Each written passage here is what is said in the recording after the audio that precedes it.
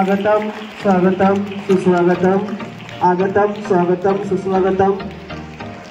सर्व मान्यवरांचं आदर्श public school तर्फे हार्दिक स्वागत। एक सुंदरसं असं व्याख्यान या ठिकाणी होणार आहे। ताई बोर करंडे, त्याचबरोबर प्रसिद्ध व्याख्याते हर्षल बागल, प्रशालेच्या प्रकल्प संचालिका सुरवसे मॅडम, मुख्याध्यापिका सय्यद मॅडम, प्राथमिक विभाग प्रमुख मुलानी मॅडम या सर्वांचं मी या ठिकाणी हार्दिक स्वागत करतो। की दिव्याची दीपमाळ तयार होते, फुलाला फुल जोडत गेले, छत्रपती शिवरायांनी ओळखून माणसाला माणूस जोडून स्वराज्य निर्माण केलं। त्या शिवरायांच्या प्रतिमेचे पूजन करून कार्यक्रमाची सुरुवात या ठिकाणी आजच्या कार्यक्रमासाठी प्रमुख पाहुणे म्हणून लाभलेल्या अर्चनाताई बोर, हार्दिक स्वागत, हार्दिक स्वागत।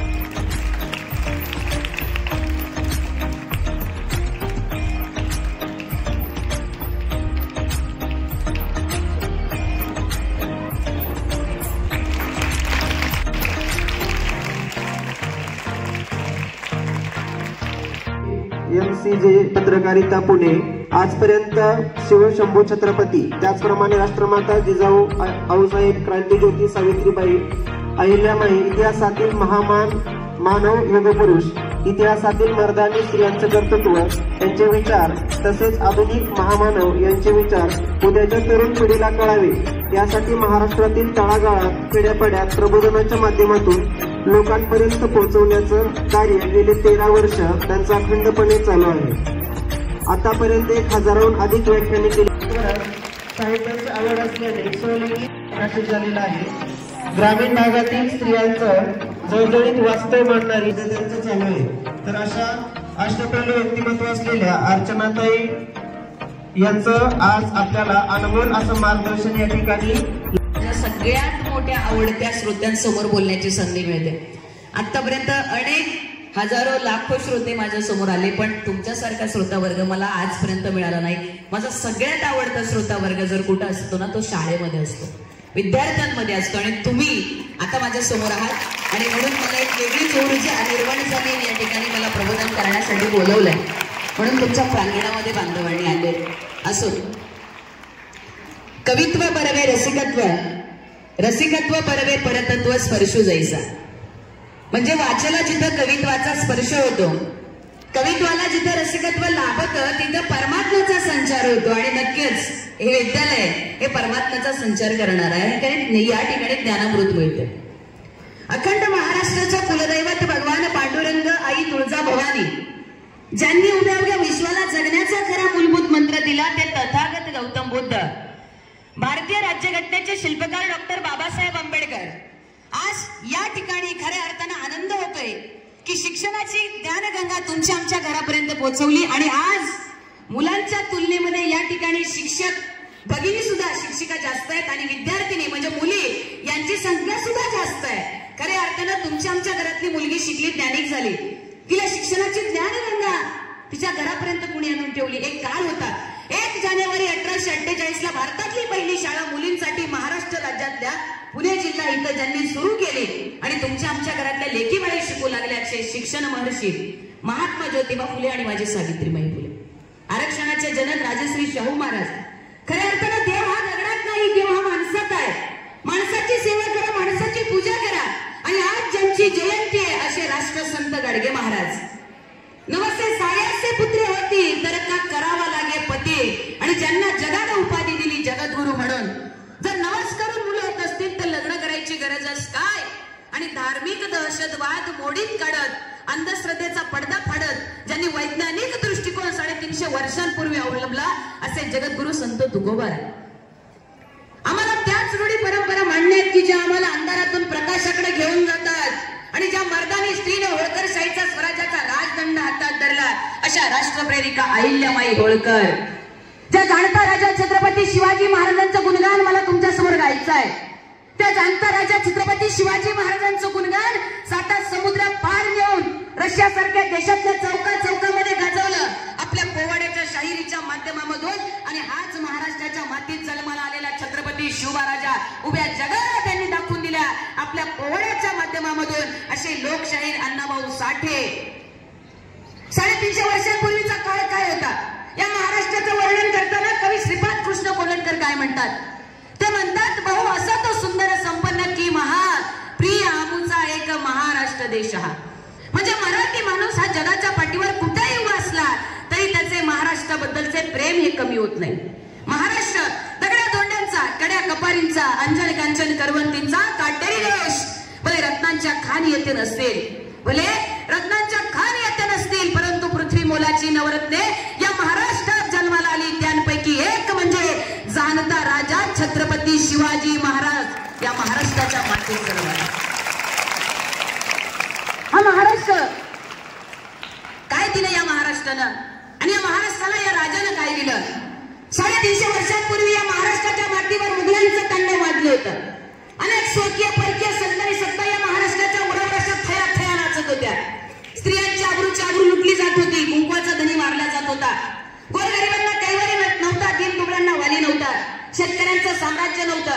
आणि अशातच स्वराज्याचा उद्धार व्हावा, स्वराज्य निर्माण व्हावं म्हणून ज्या मर्दानी स्त्रीच्या गर्भामध्ये क्रांतीची ज्वाला पेटली, ज्या स्वराज्याचा उद्धार करण्यासाठी 18 पगड जात 12 बलुतेदारांना एकत्र करावं आणि रयतेचं स्वराज्य निर्माण व्हावं याच्यासाठी आई भवानीकडे पदर पसरला.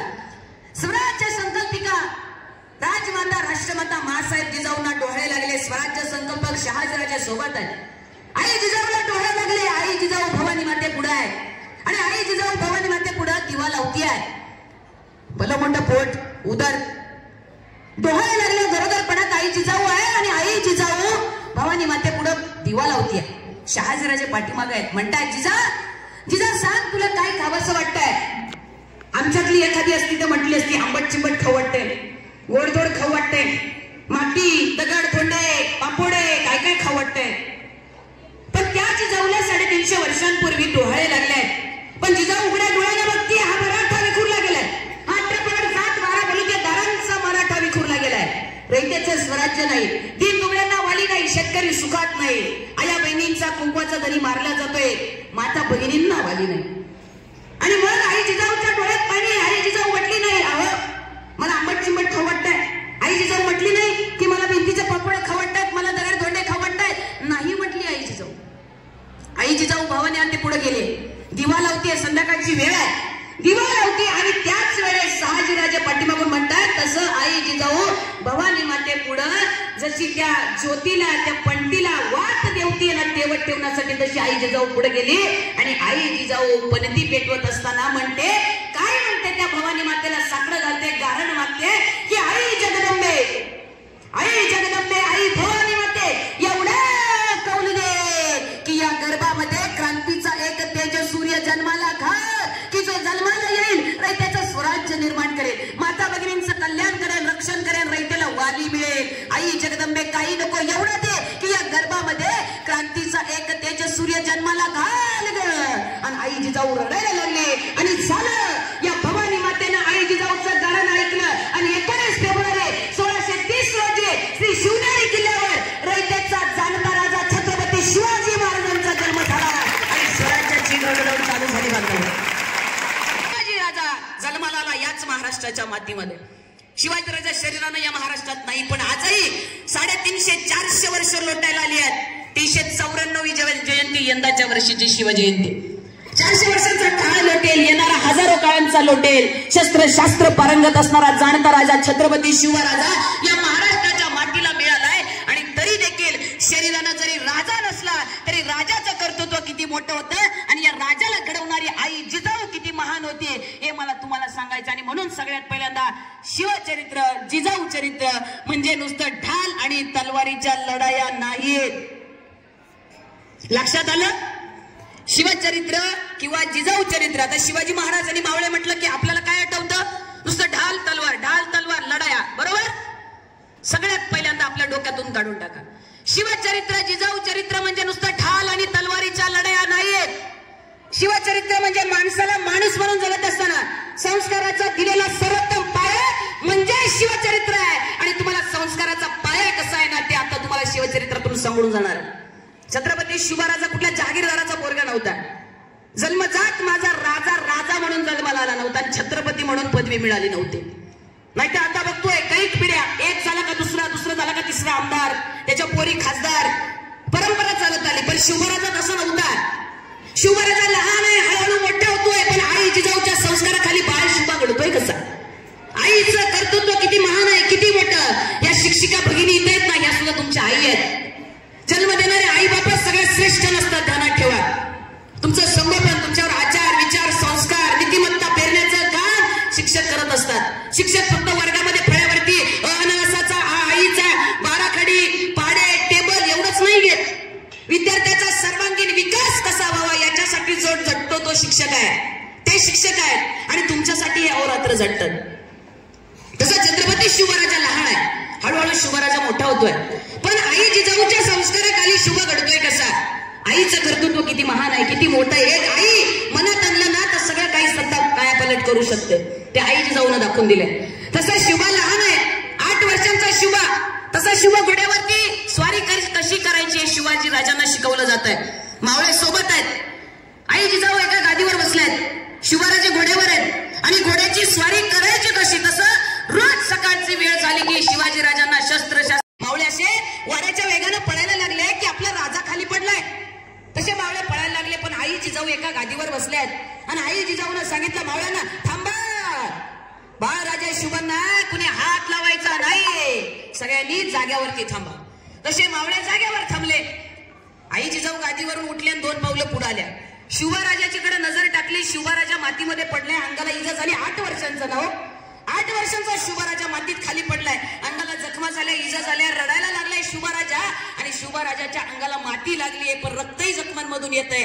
तसा शिवराजा धडपडत उभा राहिला आणि रडत रडत आपल्या आईकडे गेला. कारण मावळ्यांना ताकीद दिली, बाळराजे शिवांना कोणी हात लावायचा नाही. सगळ्यांनी जिजाऊच्या डोळ्यात पाणी आलं, कारण आपल्या लेकराला जखमा झाल्या. पण या वेळेस मात्र एक नवा आदर्श, एक नवा संस्कार आई जिजाऊला शुभावर घालायचा होता. वय वर्ष किती? 8 वर्षाचा शुभा. आईकडे रडत रडत गेला आणि आईला विचारलं, आऊ साहेब, मा साहेब, मला वाईट याचं वाटत नाही की मी मातीमध्ये खाली का पडलो. आऊ साहेब, मला वाईट याचं वाटत नाही की मला मावळ्या उचलण्यासाठी का आले नाहीत. आऊ साहेब, मा साहेब, मला वाईट याचं वाटतं, तुम्ही माझ्या आई आहात, तुम्ही मला जन्म दिला, 9 महिने उदरात सांभाळलं. सांगा आऊ साहेब, मी मातीमध्ये खाली पडलो, माझ्या अंगाला इजा झाली, जखमा झाल्या, तुम्ही मला उचलण्यासाठी का आला नाहीत.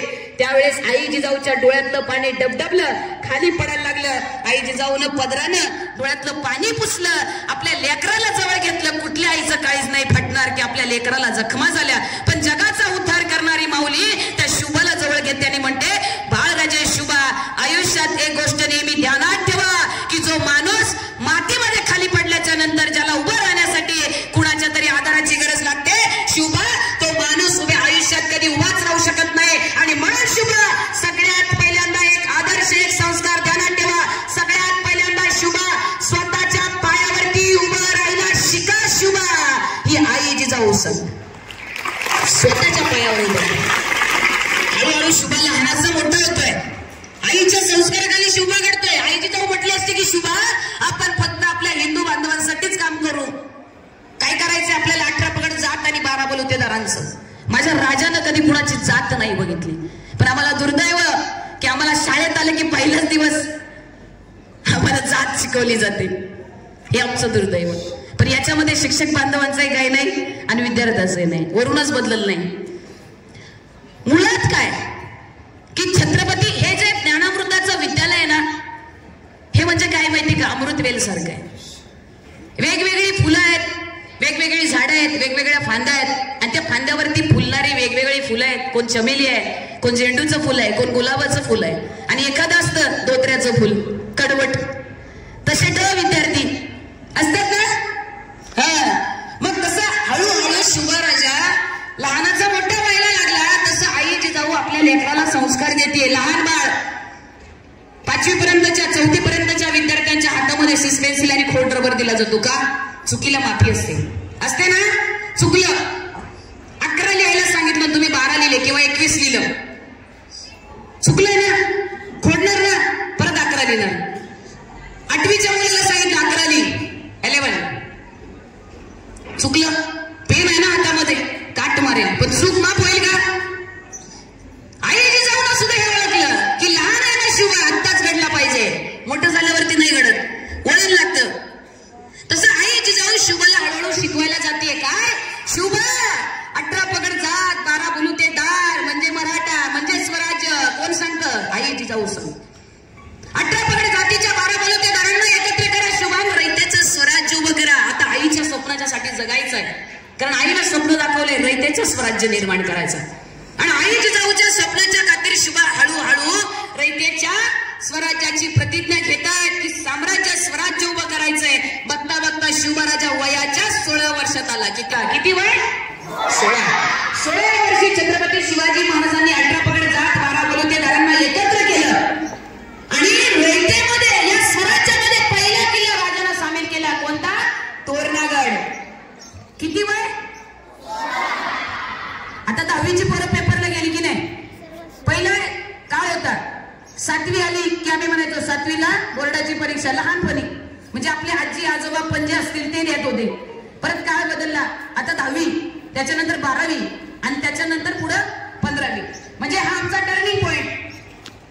शिवाजी महाराजांनी वयाच्या 16 वर्षी पहिला किल्ला स्वराज्यात सामील केला.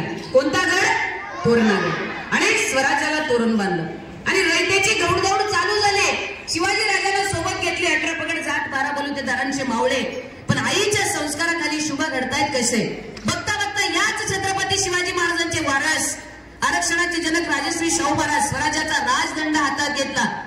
वय काय होतं शाहू महाराजांचं? 18 वय. किती? मी मगाशी सांगितलं 1 जानेवारी 1848 ला भारतातली पहिली शाळा महाराष्ट्र राज्यातल्या पुणे जिल्ह्यातल्या भिडेवाडा इथं मुलींसाठी पहिली शाळा ज्या फुले दाम्पत्यानं काढली, अर्थात शिक्षण महर्षी महात्मा ज्योतिबा फुलेंनी काढली. त्या महात्मा फुलेंचं त्यावेळेचं वय काय होतं की जेव्हा त्यांनी मुलींसाठी पहिली शाळा काढली? 21 वर्ष. किती? 21 वर्ष. या मातीचा आदर्श छत्रपती शिवराजा, या राजाचे आदर्श घेणारे भगतसिंग, राजगुरू, सुखदेव. हे भगतसिंग जेव्हा हे तिघं फासावर गेले, त्यातले भगतसिंग फासावर गेले. भगतसिंगांचं वय काय होतं जेव्हा ते फासावर गेले? 24. मग आपल्या मनाला प्रश्न पडला पाहिजे की या महापुरुषांनी यांच्या वयात काय केलं आणि आम्ही आमच्या वयात काय करतो? मग 10वीचं पोरग, आम्ही म्हटलं बोर्डाचे पेपर आहेत, चांगला अभ्यास केला पाहिजे, बावळटा नालायका दुसरं काही करू नको, चांगला अभ्यास कर. आई बाप पोटाला नीट खाणार नाही, आई आपली डबा देते रोज सकाळी. आता आमच्या शाळांच्या पद्धती बदलायला लागल्यात. आमचा काय होता? लोणचं आणि भाकर, मिळाली तर फक्त भाकर, लोणचं सुद्धा नाही, चटणी. 8 दिवसाला आई एकदाच चटणी वाटून ठेवायची लोणच्याची, एकदाच लसणाची चटणी. 8 दिवस तीच घेऊन जायची किंवा महिनाभर तीच न्यायची. तेल मीठ माहित नव्हतं. पण आता आमच्या डब्यामध्ये 3-3 ताळे आले. वरच्या ह्याच्यात ड्रायफ्रुट्स, मधल्या ह्याच्यात फ्रुट्स, खाली चपाती भाजी, भाकर चालत नाही. माझी मुलगी इंग्लिश मिडियमलाच आहे, 5 वर्षाची मुद्रा. एक दिवस घाई झाली, पीठ नव्हतं, दळण टाकायला विसरले आणि म्हणून मी तिच्या डब्यामध्ये ज्वारीची भाकरी चतकुरच दिली. शाळेतले मॅडम म्हटले हे चालत नाही डब्यामध्ये, उद्यापासून हे आणायचं नाही. इडली चालते, डोसा चालतो, पण बाजरीची ज्वारीची भाकर चालत नाही. मी घरी आल्यानंतर विचार केला, परमेश्वरा कुठं आलोय आपण? मग म्हणायला लागतं ना, ते कुठं नेऊन ठेवलाय? ही परिस्थिती आहे. पण जे महामानव, जे युगपुरुष, जे अधिकारी मोठमोठे झाले त्यांना ठेवा. ग्रामीण भागातल्या शेतकरी आई बापाची लेकरं आहेत. एपीजे अब्दुल कलाम सर भारताचे राष्ट्रपती होऊन गेले. कोण होते एपीजे अब्दुल कलाम सर? चौकामधल्या दिवे, चौकामध्ये जो दिवा असतो ना, लाईटीचा दिवा, त्याच्या खाली बसून अभ्यास करत होते. गाईड पुस्तकं नव्हती माहीत, पण फक्त विद्याप्राशन करायची, ज्ञानामृत घ्यायचं एवढंच त्यांना माहित होतं. एवढंच. कोळ्याचं पोरग पेपर टाकले, रोज सकाळी लवकर उठायचा, सायकलचा प्रवास करायचा, पेपर टाकायचे. नाही ती कामं केली, पण शिक्षण सोडलं नाही. हे अब्दुल कलाम की समाजासाठी, भारतासाठी जगायचं. आणि हे अब्दुल कलाम, त्यांचा सुद्धा सगळ्यात आवडता सुरता वर्ग म्हणजे विद्यार्थी.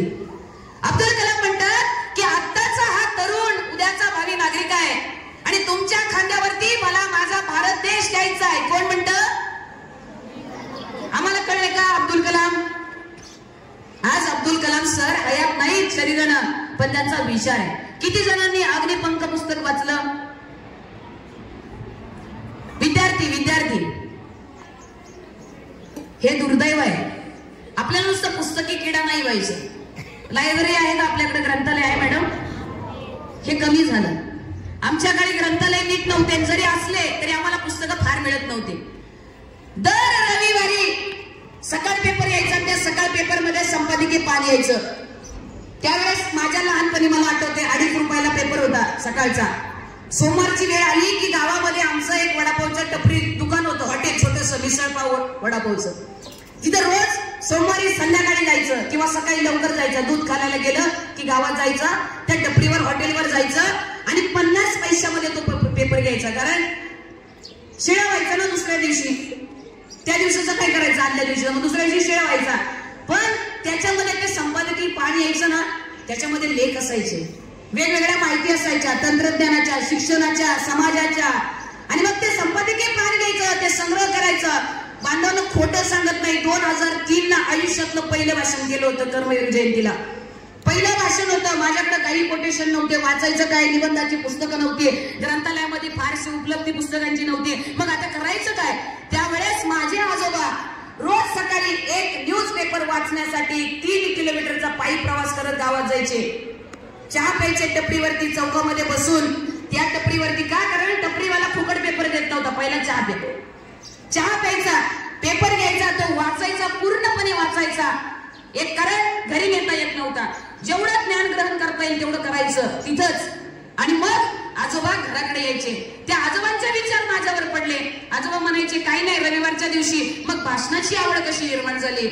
आमच्या चाकणमध्ये इंदिरा गांधी येणार होत्या त्या काळी. 80 किलोमीटरचा प्रवास मी माझ्या आजोबांच्या अनुभवातून ऐकला की माझे आजोबा 80 किलोमीटरचा प्रवास करून सायकलवरती इंदिरा गांधीची सभा ऐकण्यासाठी चाकणला आले होते. हे महापुरुष, हे युगपुरुष उगाच नाही घडत. हे मातीला अशी ज्ञानामृताची रत्न उगाच नाही मिळत. काहीतरी द्यावं लागतं मातेसाठी, काहीतरी. एखाद्याला वाटत असेल की मला सुद्धा व्हायचंय, पण काय व्हायचं हेच कळत नाही. कारण आम्ही आमच्या विद्यार्थ्यांच्या पुस्तकावरती लादून ठेवतो इंजिनियर, डॉक्टर, वकील. पण जर एखाद्या मुलीला नाही ना चांगला रस, तू जर 40 ते 50च्या कॅटेगरीत आहे ना, टक्केवारीच्या, विद्यार्थ्यांची मानसिकता काय होते, 40-50 टक्केवारीमध्ये आहे ना, मग मी आर्ट साईडला जातो. 60-70च्या घरात आहे ना, मग मी कॉमर्सकडे जातो. त्याच्यानंतर पुढं 80 ते 90च्या किंवा 99 टक्केवारीमध्ये जर एखादा बसला, तो म्हणतो मी सायन्सला जातो, मी डॉक्टरकी करतो, मी इंजिनिअरिंगला जातो, मी डिप्लोमा करतो. पण त्याला मुळात रसच नसतो. माझं दडदडीत उदाहरण सांगते तुम्हाला. 10वीला मला 90% पडले घराच्या पत्र्यावर बसून. बेस्ट ऑफ 5चा रिझल्ट आला आणि गव्हर्नमेंट कॉलेज. आता नाही घेतलं इंजिनिअरिंग तर माझी चव जाईल ना, आणि घरच्यांची पण फार आबरूचा वाट्यावर येईल. कारण एवढे हुशार पोरगीने आर्ट्स द्यायचं म्हणती, पण मला रस आर्ट मध्ये फार. मराठीमध्ये हिंदीमध्ये कोणीच हात धरला नाही माझा, पण इंग्रजी फार कच्च. 10वीला आणि 12वीला मला ओरल सेट 48 मार्क आहे 100 पैकी. किती बरं, हे माझं दुर्भाग्य नाही बरं का. मला मिळेल तितका मी घ्यायची. आणि एखादी गोष्ट येत नाही ना, लाजू नका, शिकण्यासाठी प्रयत्न करा. की एखादं गणित नाही समजलं, एखादं प्रकरण नाही समजलं, शिक्षकांकडे जा. तुमच्यासाठी 12 तास 24 तास ते तिथं उभे आहेत, ते कधीच नाही म्हणत नाही. एखादं प्रकरण, एखादं गणित, एखादं समीकरण नाही समजलं, जा. कुठला शिक्षक म्हणणार नाही आता नाही, नंतर सांगतो. एखादी कन्सेप्ट नाही कळाली, जा वारंवार. मी हेच केलं, कारण आमच्यात ऐपत नव्हती, याच्यासाठी ट्युशन क्लास लावायची. मग काय करायचं, तर मग आपले शिक्षक आहे ते आपल्याला म्हणत नाही की मी कशाला सांगू. मग आम्ही वारंवार शिक्षकांचं डोकं खायचो.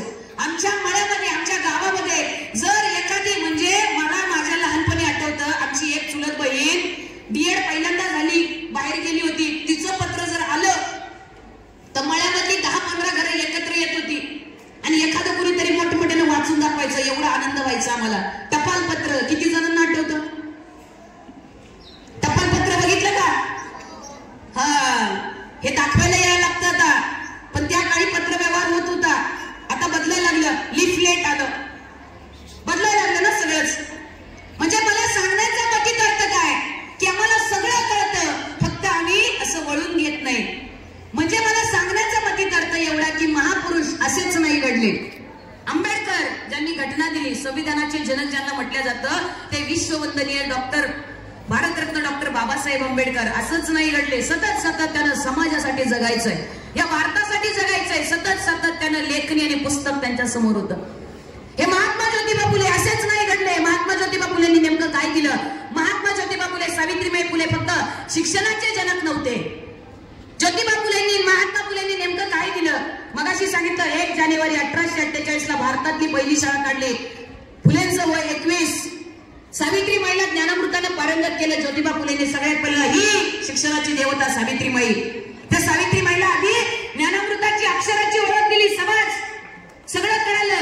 पण सावित्रीला एवढंच नाही सांगितलं की सावित्री आता तू ज्ञानामृतानं पारंगत झालीये, मग तू घरामध्ये बस. ज्योतिबा फुलेंनी ठरवलं ही स्त्री ही जर ज्ञानामृतानं पारंगत झाली तर हिला फक्त पाळण्याची दोरी हातामध्ये नाही, चूल आणि मूल सांभाळणारी ही नाही. हिला जर शिक्षणानं ज्ञानामृतानं पारंगत जर केलं तर ही अख्ख्या विश्वाचा उद्धार करेल, भारत भूमीचा, हिंदुस्थानाच्या राष्ट्राचा उद्धार करेल. आणि म्हणून ज्योतिबा फुलेंनी ते ओळखलं आणि ज्योतिबा फुलेंनी आपल्या सावित्रीला शिकवलं. सावित्रीबाई एके दिवशी मुलींना शिकवण्यासाठी त्या बिडेवाड्यातल्या शाळेत चालली होती. एक दिवस सकाळची वेळ आहे, झपाझप पावलं टाकली सावित्रीबाईनं आणि त्या बिडेवाड्याच्या शाळेत गेली शिकवायला. पोरी वाट बघत होत्या, पण कुणीतरी आलं. सावित्रीबाई चालली बिडेवाड्याकडं, कुणीतरी आलं, शेंडगारा उचलला, फेकून मारला सावित्रीबाईच्या अंगावर. कुणीतरी आलं, दगड उचलला, फेकून मारला सावित्रीबाईच्या अंगावर. कुणीतरी आलं, तोंडात पानाचा विडा खात होतं, चौकामध्ये बसलेलं पिचकाऱ्या मारल्या सावित्रीबाईच्या अंगावर. कुणीतरी आलं म्हटलं मारा मारा हिला, झोडा ठोका हिला. ही चालली पोरींना शिकवायला, ही धर्माचं वाटोळ करेल, हिच्यामुळं धर्म बुडेल. धर्म राहणार नाही. तुमच्या लेकी बाळी शिकवायला लावू नका, धाडू नका शिकवायला. ही धर्माचं वाटोळ करेल, ही धर्म बुडवी आहे. कुणी यायचं सावित्रीबाईला बोलायचं? पण सावित्रीबाईनं मनात आणलं असतं ना तर ते महात्मा फुले उच्च विद्या विभूषित होते. चांगलं शिक्षण त्यांच्याकडे होतं, फुलांचे व्यापारी होते, चांगलं शेती जमीन जुमला होता. मनात आणलं असतं, ज्योतिबा फुलेंनी बायको घेतली असती, शेती सांभाळली असती, फुलांचे फार मोठे व्यापारी झाले असते. पण ज्योतिबा फुलेंनी ओळखलं की स्त्रिया शिकल्या पाहिजे. आज तुम्ही आम्ही लेकीबाळी इथं बसलोय फार ताटमानेनं कुणामुळं? या शिक्षणाच्या देवतेमुळं. या सावित्रीमाईनं दिलं, त्या ज्योतिबा फुलेनं दिलं. तशी ती सावित्रीमाई मुलींना शिकवण्यासाठी शाळेत चालली. कुणीतरी दगड उचलला, फेकून मारला, त्या सावित्रीमाईच्या कानावर लागला, रक्त यायला लागलं, सावित्रीमाईची साडी भिजली. पण सावित्रीमाई झपाझप पावलं टाकून शाळेत चालली. बिडेवाड्याच्या शाळेचे दरवाजे उघडले, आत गेली, कडी लावली. पुन्हा सावित्रीमाई फळ्यावरती अक्षर गिरवतीये. अननसाचा काय? अननसाचा मॅडम इंग्लिश मीडियम किती काढाव, मराठीला सरच नाही. अननसाचा आईचा. ती सावित्रीबाई अक्षर गिरवायला लागली आणि पुढं पहिल्या वर्षी पहिल्या वर्गामध्ये 6 लेकी बसल्यात वेगवेगळ्या जाती धर्माच्या. 6 पोरी अशा पुढे बसल्यात. सावित्रीबाई फळ्यावर अक्षर गिरवती आहे, अननसाचा आईचा. तसं सावित्रीबाई अक्षर गिरवायला लागली. पुढे बसलेल्या पोरी सुद्धा पाठीवर अक्षर गिरवायला लागल्या, अननसाचा आईचा. मात्र सावित्रीबाईनं फळ्यावर अक्षर गिरवून जेव्हा पुढे बघितलं, त्या पोरी अक्षर गिरवायला लागल्या, त्यावेळेस सावित्रीबाईच्या डोळ्यात पाणी आलं. एवढे आसू टाकले सावित्रीबाईच्या डसाडस सावित्रीबाई रडायला लागली. पोरगी एक उठली, म्हटली सावित्रीबाई कानाला इजा झाली, जखमा झाल्या, रक्त यायला लागले, म्हणून तुम्ही रडतायत का? त्रास होतोय का? साडी भिजली रक्तानं, काय होतोय तुम्हाला? त्रास होतोय का? माई थांबा जरा, क्षणभर थांबा, नका शिकू आम्हाला. त्यावेळेस सावित्रीबाई पुन्हा पदरानं डोळे पुसती, पाठीवर अक्षर गिरवायला लागली, फळ्यावर अक्षर गिरवायला लागली. आईचा मुळाक्षरी बाराखडी झाली आणि पुन्हा लेकीनं, त्या लेकीबाईनं पाठीवरती अननसाचा आईचा अक्षर गिरवून पूर्ण झाल्या. ज्यावेळेस ती पाठी त्या लेकीनं, एका सावित्रीच्या लेकीनं त्या सावित्रीबाईला दाखवली मुळाक्षरण बाराखडीची, त्यावेळेस मात्र ती पाठी खाली ठेवून त्या सावित्रीबाईनं त्या लहानशा लेकराला जवळ घेतलं, मिठी मारली आणि डसाडस सावित्रीबाई तिथे रडायला लागली. त्यावेळेस पोरगी पुन्हा म्हटली की माई जास्त त्रास होतोय का ग? कानाला इजा झाली, रक्त यायला लागले.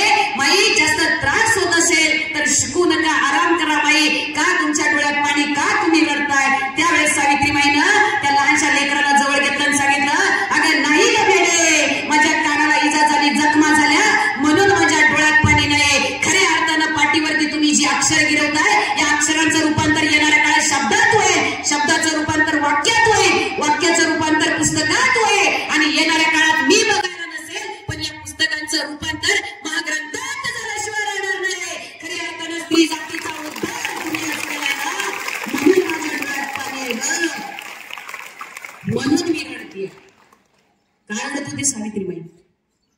ज्या अर्थी जन्माला आलो त्या अर्थी मरणार आहे, या मातीतून जाणार आहे. पण त्या सावित्रीबाईनं ओळखलं होतं मी नसेल बघायला, पण माझ्या सावित्रीच्या आज ही अक्षरे गिरवताय, याचं रूपांतर शब्दात, शब्दाचं रूपांतर वाक्यात, वाक्याचं रूपांतर पुस्तकात, पुस्तकाच्या रूपांतर महाग्रंथात होते. खऱ्या अर्थानं स्त्री जातीचा उद्धार तुम्ही आज केला ना, म्हणून माझ्या डोळ्यात पाणी आहे. आणि मग ती सावित्रीबाई तिथं ढस रडतीये. मला हा प्रश्न विचारावा असं वाटतो, किती जणांना माहितीये सावित्रीबाईची जयंती कधी असते? जर तर नाही, तळ्यात मळ्यात नाही. करा बरं हात वर. चला सामूहिक उत्तर द्या. किती तारखेला? जिजाऊ जयंती कधी असते? इकडे आवाज जास्त आहे.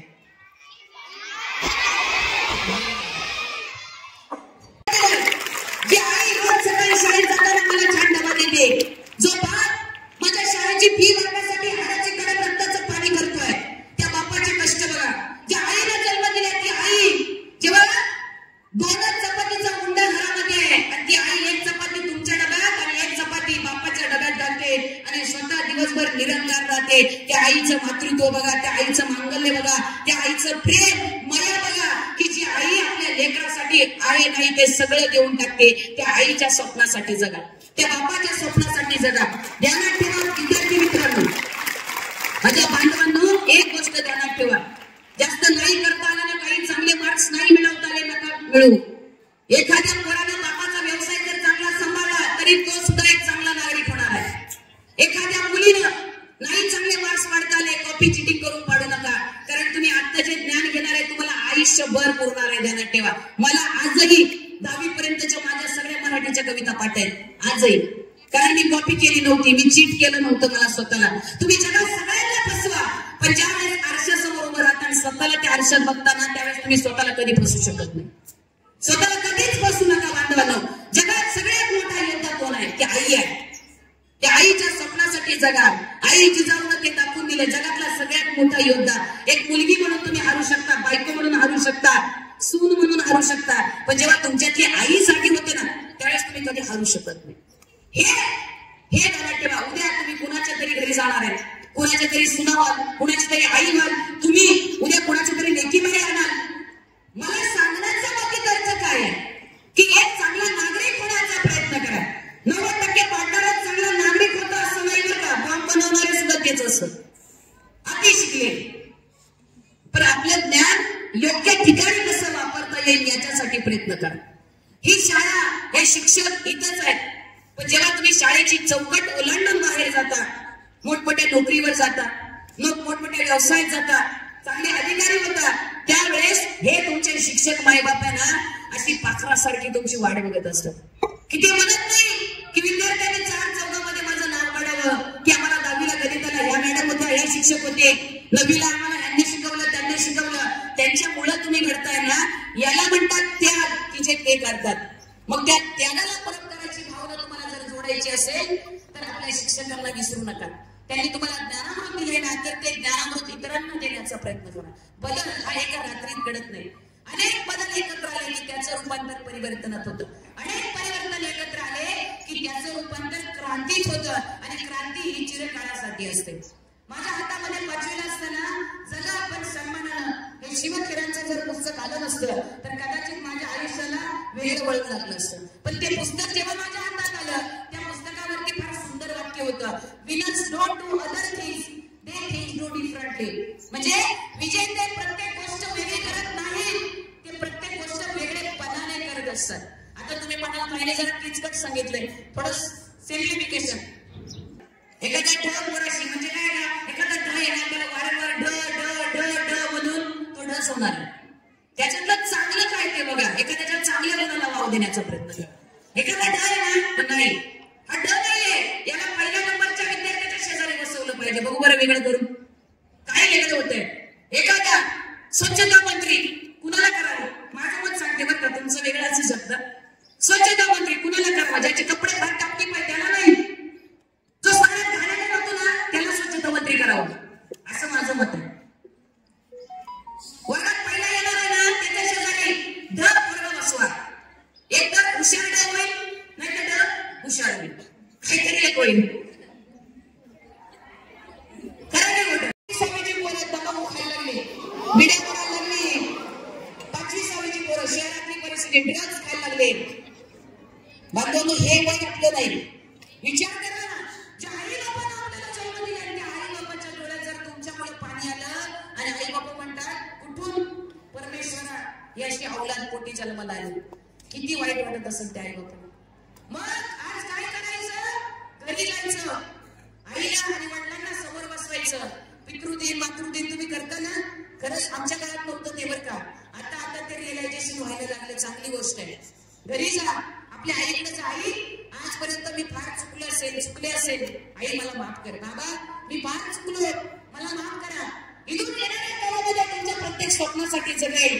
आई तू माझ्यासाठी, मी आता तुम्हाला सांगते बांधवांनो, माझ्या अंगावर काटा आला, माझ्या डोळ्यात पाणी आलं का? आम्हाला सांगायला नंतर आहे तुम्ही. आम्ही जर चुकलो असतो तर, आज मी चुकले असते तर कदाचित माझ्या व्याख्यानातून माझ्या प्रबोधनातून काही पिढ्या घडणार होत्या. मी चुकले असते तर मला कुणीतरी सांगणार होतं. पण त्या काळी तेवढेही प्रगल्भ समाज झालेला नव्हता. माझी आई निरक्षर आहे, अक्षर ओळख नाही तिला. पण जगातली कुठलीच आई अडाणी नसते. आईला फक्त अक्षर ओळख नव्हती, पण जगातलं ज्ञानपीठ जर कुणाकडे असेल ना तर ते आईकडे असतं, बापाकडे असतं. जगात एकमेव अशी बँक आहे, ती म्हणजे आपले वडील आहेत, त्यांचा खिसा. कधीही बापाकडे पैसे मागा, 5 रुपये मागा, 10 रुपये देतील, 50 मागा 100 देतील. पण घरी गेल्यानंतर जर तुमचं काम 50 रुपयाचं आहे ना, तर त्या 50-100 50 उरलेत ना, आपल्या वडिलांकडे जा, बाबा हे 50 रुपये मी खर्चले, हे 50 रुपये बाकी आहे, हे तुमचे तुम्हाला असू द्या. तो बाप तुमच्यावरती भविष्य काळामध्ये घरातला सगळा व्यवहार तुमच्या हातात देईल का? कारण त्यांना तुमच्यावर विश्वास झालेला असेल. 1-2 तासाचा विषय नाही. एका प्रसंगावरती चित्रपट 3-3 तासात सुद्धा बसत नाही. आणि राजांचा आणि महापुरुषांचा इतिहास हा चित्रपट गृहामध्ये जाऊन कधीच कळत नाही. त्याच्यामुळे वाचावं लागतं, पुस्तकं वाचा. मला असं वाटतं वाचन कट्टा म्हणून काढावा बाहेर, झाडांच्या खाली पोरांनी बसावं सुट्टीच्या वेळेमध्ये, हातामध्ये त्यांची पुस्तकं असावी. जसा जसा वेळ भेटेल, कारण काय होतं एकाच ठिकाणी बसून बसून मुलांची मानसिकता राहत नाही. थोडं निसर्गाच्या सानिध्यात नेलं की पोरं झाडाखाली बसतील, वाचन कट्टा करतील, तिथं बसतील, काहीतरी वाचतील आणि चर्चासत्र असावं. स्पर्धा परीक्षांची तयारी करताना सगळ्यात महत्वाचा टॉपिक असतो काय? Group discussion.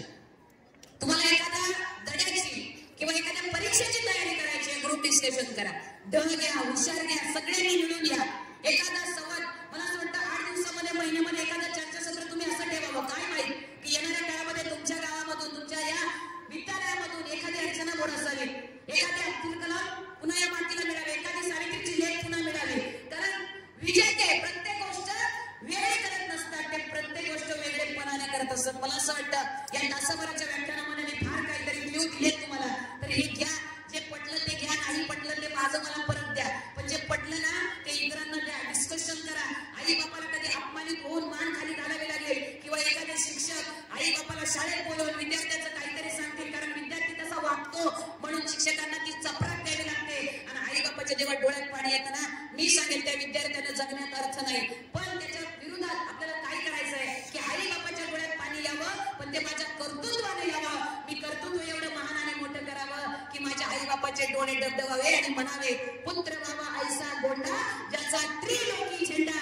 असं कर्तृत्व करेल. हेच कर्तृत्व आई जिजाऊनं केलं, हे कर्तृत्व सावित्रीबाईनं केलं, हेच कर्तृत्व जाणता राजा छत्रपती शिवाजीराजानं केलं. हे कर्तृत्व घ्या. शिवाजी राजा जगून बघा. चालता बोलता उठता बसता लिहिता वाचता शिवराजा जगता आला पाहिजे. एवढ्या ठिकाणी देते. आणि या ठिकाणावर जात असताना काही चूक झाली असेल तर मोठ्या वेळाने मला माफ करा. विद्यार्थ्यांसारखा चाणाक्ष श्रोतावर्ग मला कुठं भेटत नाही. आणि जेव्हा शिक्षकांसमोर बोलण्याची वेळ येते, कारण मी सुद्धा एक विद्यार्थी आहे आणि माणूस मरेपर्यंत विद्यार्थी असतो, मी सगळ्यात जास्त शिक्षकांसमोर बोलायला घाबरते. कारण मला एक शब्द पुढे बोलत असताना इतका फिरवावा लागतो. कारण मी जर चुकले, वक्ता जसं सहस्रेषु, एक वक्ता चुकला तर पुढचे सगळे चुकणार आहे. एक शिक्षक चुकला तर एक अख्खी पिढी व्हायला जाईल.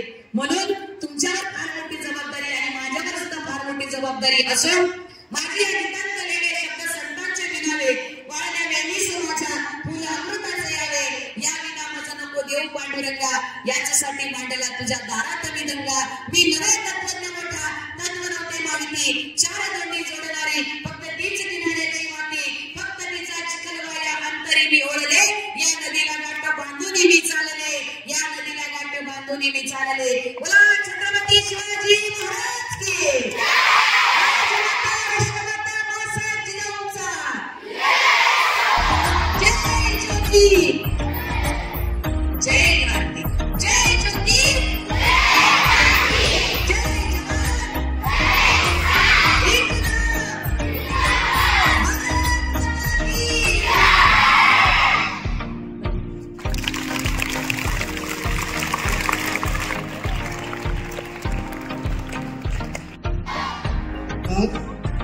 मॅडमने जे आपल्याला अनुभव असं मार्गदर्शन केलेलं आहे आणि हे मार्गदर्शन तुम्ही सतत स्मरणात ठेवा.